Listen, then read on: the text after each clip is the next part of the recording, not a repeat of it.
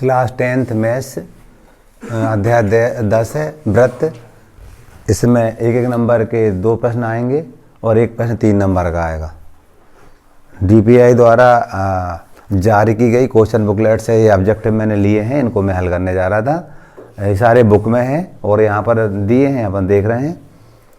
5 centimetre त्रिज्या वाले एक वृत्त के बिंदु P पर स्पर्श रेखा PQ केंद्र O से जाने वाली एक रेखा से बिंदु Q पर इस प्रकार मिलती है कि OQ बराबर 12, PQ की लंबाई ज्ञात करो।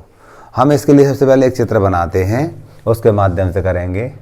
हमने एक चित्र बनाया है जी, केंद्र O है। क्या है? केंद्र O है और त्रिज्या हमें दी है, ये त्रिज्या होती है और त्रिज्या हमें दे रखी थी 5 सेंटीमीटर। त्रिज्या दी है हमें 5 सेंटीमीटर, ठीक है। और केंद्र से हमें 12 सेंटीमीटर दूरी पर कोई बिंदु Q है। ये P स्पर्श रेखा दे रखी थी, हमें सवाल पढ़ने समझ में आ रहा था। इस P हमें स्पर्श बिंदु दे रखा था, तो ये स्पर्श रेखा है हमारी। तो हमें इस PQ की लंबाई ज्ञात करना है। हमें मालूम है किसी वृत्त में जो त्रिज्या होती है ना, ये त्रिज्या कहलाती है। त्रिज्या स्पर्श रेखा पर लंब होती है ना, ये जो कोण बन रहा है वो 90 का बनेगा, ठीक है। 90 के सामने की भुजा को हम हाइपोटेनियस कहते, कर्ण कहते थे। OP कर्ण हो जाएगा हमारा, जे परपेंडिकुलर हो गया और जे बेस हो गया। हम जानते हैं त्रिभुज OPQ में पाइथागोरस प्रमेय लगाते थे हम, वो होता था कर्ण का वर्ग बराबर आधार का वर्ग लंब का वर्ग। इससे हम निकालेंगे तो देखेंगे आप त्रिभुज है तो ऑब्जेक्टिव, लेकिन 2019 में यही क्वेश्चन 3 नंबर में आया था, ठीक है। इंपॉर्टेंट भी है, तो सारे क्वेश्चन इंपॉर्टेंट है, कोई भी क्वेश्चन आ सकते हैं। सब बुक के सारे क्वेश्चन आ रहे हैं, हम देख रहे हैं सारे क्वेश्चन अपने इसमें छपे हुए थे क्वेश्चन बुकलेट में। तो त्रिभुज OPQ में पाइथागोरस प्रमेय है तो ऑब्जेक्टिव, यहाँ ऑब्जेक्टिव है, लेकिन परीक्षा में 3 नंबर में भी देखने को मिला था। पाइथागोरस प्रमेय से क्या होता था? कर्ण का वर्ग बराबर आधार का वर्ग धन लंब का वर्ग। अब कर्ण क्या है? हमें मालूम 90 अंश के सामने भुजा कर्ण कहलाती है। ये 90 के सामने भुजा OP है, OQ है। OQ का मान 12 दे रखा, तो हम 12 का वर्ग लिखेंगे। 12 का वर्ग बराबर आधार क्या है? यदि इस कोण की हम बात करें तो इसके लिए ये वाला आधार हो जाएगा। इसको हम इसको ही निकालना है, इसको हमने x मान लिया, मान लो s की घात 2। लंब ये है 5 दे रखा था, यहाँ से तक का 5 था हमारा, तो ये हमने लंब 5 लिख दिया, यानी 5 का वर्ग।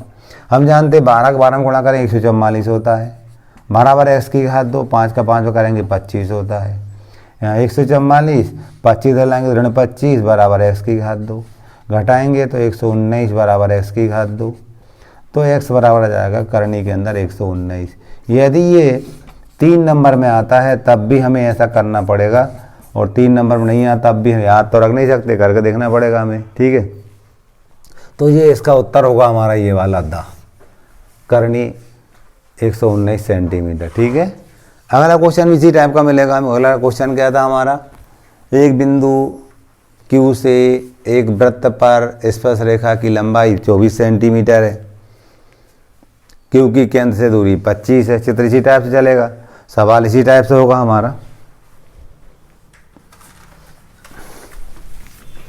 सवाल इसी टाइप से होगा, मतलब मैं इसी में सुधार कर दूंगा। ये सवाल अपना हो गया है, इसी टाइप से सवाल होगा, चित्र यही बनेगा और मान भर चेंज हो रहे हैं हमारे। तो मैंने इसको मिटाया, ये भी मान अलग दिया है, ये भी अलग दिया। अपन देखते हैं क्या क्या दिए है ना। तो देखिएगा, एक बिंदु Q से एक वृत्त पर स्पर्श रेखा की लंबाई 24 सेंटीमीटर। Q से स्पर्श रेखा, ये स्पर्श टेंजेंट है PQ, तो ये 24 सेंटीमीटर का है, ठीक है। तथा Q की केंद्र से दूरी 25 है। ये Q की केंद्र ये था हमारा, केंद्र सेंटर से दूरी 25 सेंटीमीटर थी, ठीक है।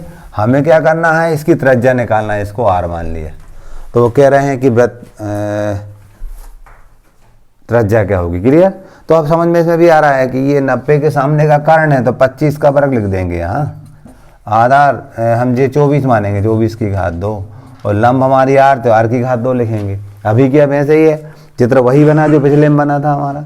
देख देख के मान रख ली। इस पर टेंजेंट का लंबाई दी थी हमें 24 सेंटीमीटर, सेंटर से जो बाह्य बिंदु दिया था उसकी दूरी हमें 25 सेंटीमीटर दी थी, और हमें त्रिज्या निकालना था, वो लंब कहलाता, यानी उसको हमने आर मान लिया, तो आर की घात 2 लिख दिया। यदि 25 का 25 में गुणा करें तो हमारा 625 आएगा, 24 में करेंगे तो ये 576 आएगा, आर की घात 2। इसका 2 बार गुणा करने पर जे, इसका 2 बार गुणा करने पर जे आएगा।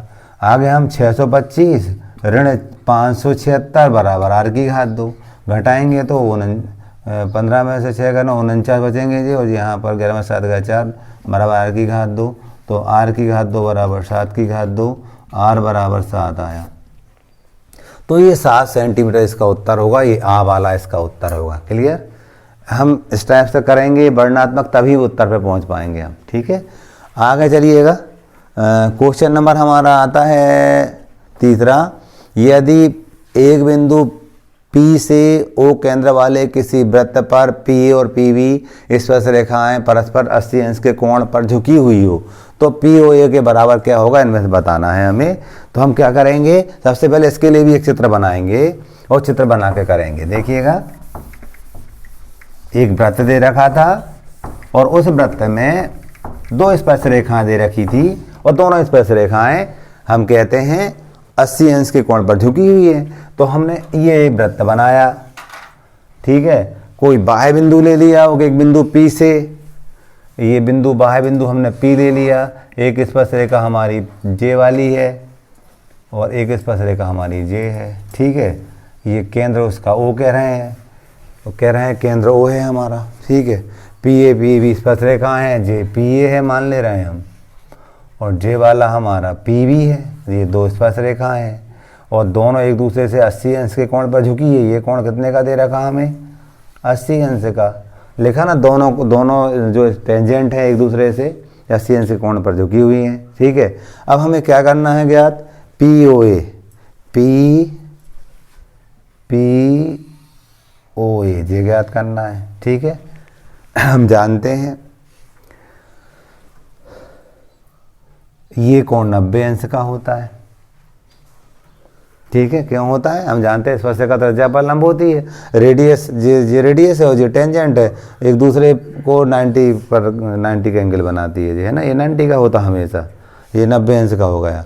अब ये 80 है, डेफिनेटली ये कितने का होगा, 40 का होगा।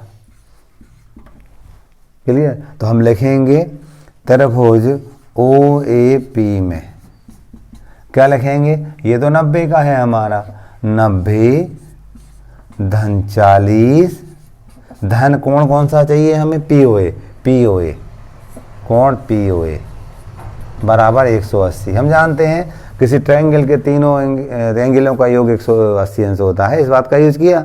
त्रिभुज के तीनों कोणों का 180 अंश होता है, इस बात का यूज किया हमने। तो देखा J 90 था, J इसका आधा डेफिनेटली 40 होगा क्योंकि J 80 था, और J हमें निकालना है POA। J O पे आया मतलब कि बीच में आया, मतलब O पे O वाला कोण की बात कर रहे हैं, वो ही हमें ज्ञात करना था। अब इनको जोड़ेंगे तो जोड़ेंगे तो होगा 130 धन कोण POA बराबर 180।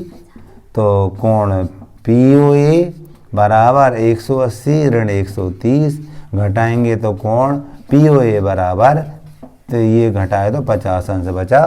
तो इन उत्तरों में से कौन सा उत्तर होगा, आ वाला सही होगा। क्लियर? इसी टाइप से अगला क्वेश्चन देखते हैं। यदि TP TQ केंद्र O वाले किसी वृत्त पर स्पर्श रेखाएं T लग गया, TP और TQ, तो यहाँ पर क्या हो जाएगा, T हो जाएगा और ये P हो जाएगा, TP और TQ, ये TQ हो जाएगा। 2 स्पर्श रेखाएं हैं और क्या दे रखा था, O केंद्र वाले वृत्त की, तो केंद्र O है, डेफिनेटली O केंद्र दिया है जी।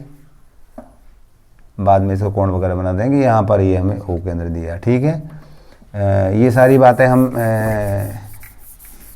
मिटाते हैं, इसी टाइप से होगा वो भी, लेकिन थोड़ा सा चेंज होगा क्योंकि संख्याएं चेंज हो गई हमारी। तो वो कह रहे थे कि TP और TP TQ केंद्र वाले वृत्त पर स्पर्श रेखाएं इस प्रकार हैं कि POQ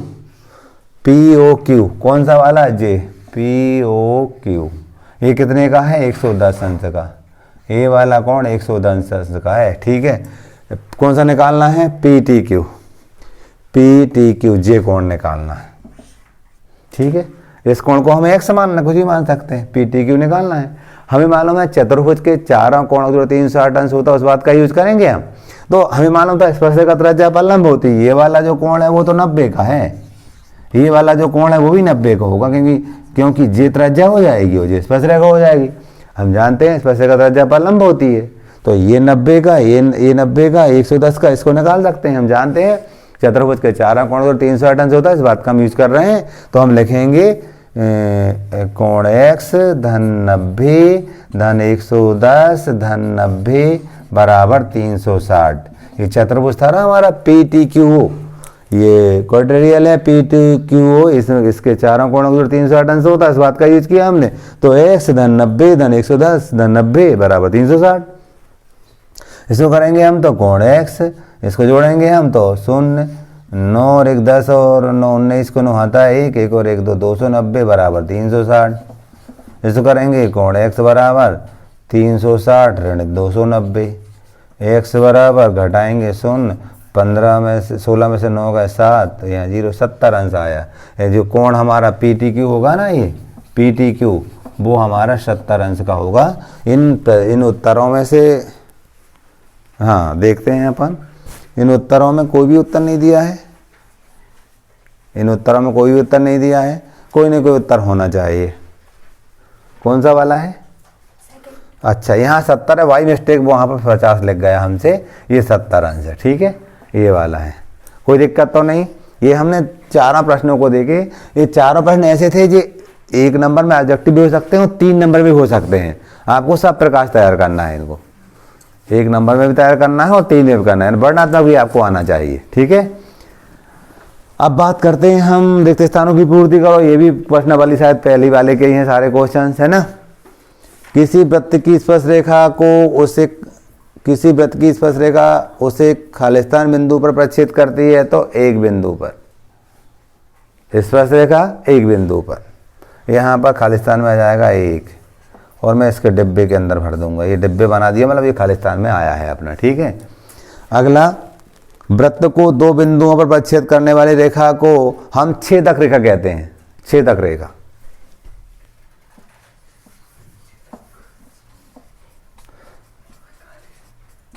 इसको मैंने डिब्बे में बंद कर दिया, ठीक है। अगला क्वेश्चन था, वृत्त तथा उसकी स्पर्श रेखा के अवपर्श बिंदु को खालिस्तान कहते हैं, स्पर्श बिंदु। क्या कहते हैं? स्पर्श बिंदु।